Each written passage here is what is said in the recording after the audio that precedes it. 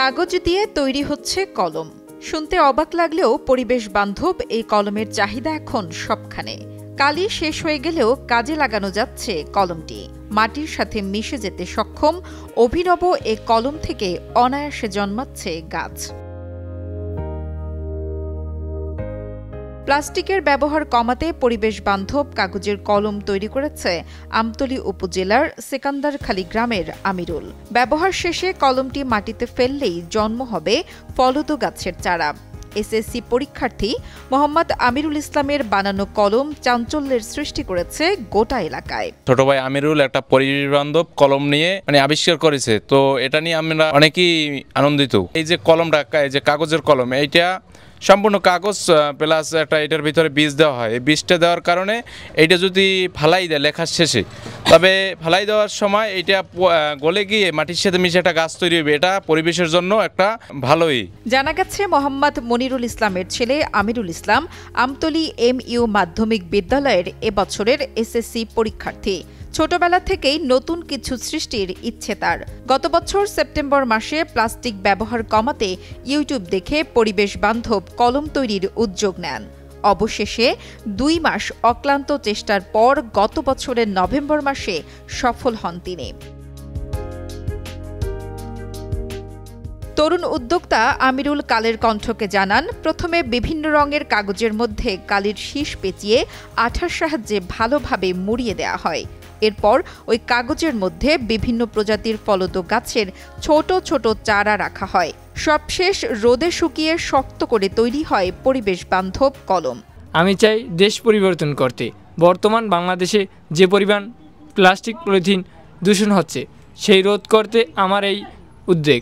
আমি চাই এই প্লাস্টিক পলিথিন কমে আসুক। বর্তমান সমাজে প্লাস্টিকের হার অনেক বেশি, তাই আমি এই কলম আবিষ্কার করি।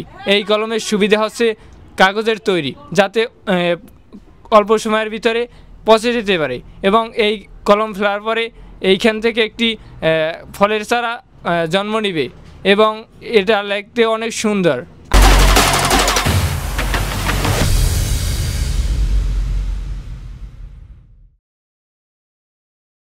এবং আমি চাই আরও বড় পরিসর করতে, এবং এই ক্ষেত্রে আমার আরও কিছু বাজেট দরকার আছে, যেটা আমার পরিবার কিছুটা হলেও দিতে সক্ষম, এবং তারা চায় আমি আরও ভালো কিছু করি। বর্তমানে আমতলী উপজেলার বেশিরভাগ শিক্ষা প্রতিষ্ঠানে ব্যবহার বেড়েছে কলমটির। প্রশংসা কুড়াচ্ছে বিভিন্ন মহলে। কলমগুলো ব্যবহার করতাম এর আগে, সবগুলোই প্লাস্টিকের কলম। তো প্লাস্টিক যেহেতু পরিবেশ দূষণ করছে, সেক্ষেত্রে কিছু তরুণ উদ্যোক্তা কাগজের কলম তৈরি করছে। তো আমিরুল নামে এক তরুণ NSS এর সহযোগিতা নিয়ে আমতলীতে এই উদ্যোগটা গ্রহণ করেছে, এবং ইতিমধ্যে সে বেশ কিছু কলম তৈরি করেছে। এই হচ্ছে তার কলমগুলো, এবং এটা দেখলাম যে বেশ পরিবেশ বান্ধব। পাশাপাশি এটা শেষ হয়ে গেলে, এটা যদি ফেলে দেয়, এর ভেতরে একটা গাছের বিচি দেয়া আছে। এটা শেষ হয়ে গেলে এটা মাটির সাথে মিশে যায় এবং গাছটা জন্মায়। আমতলী উপজেলা নির্বাহী অফিসার মোহাম্মদ আশরাফুল আলম বলেন, আমিরুলের এমন উদ্যোগকে প্রসারিত করতে সব ধরনের সহায়তা করা হবে।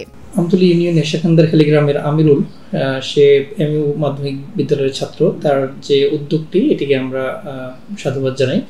আমাদের বিশেষ করে প্লাস্টিক দূষণ কমাতে এবং পরিবেশের, যেহেতু এই কলম থেকে ফলদ গাছের চারা উৎপাদন হবে, তো পরিবেশের জন্য এটা খুবই উপকারী হবে।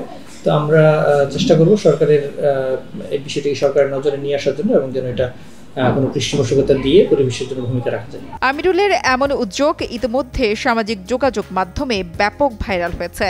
সকলেই তার এমন উদ্যোগকে স্বাগত জানিয়েছেন। নুসরাত জাহান কলি, কালের কণ্ঠ।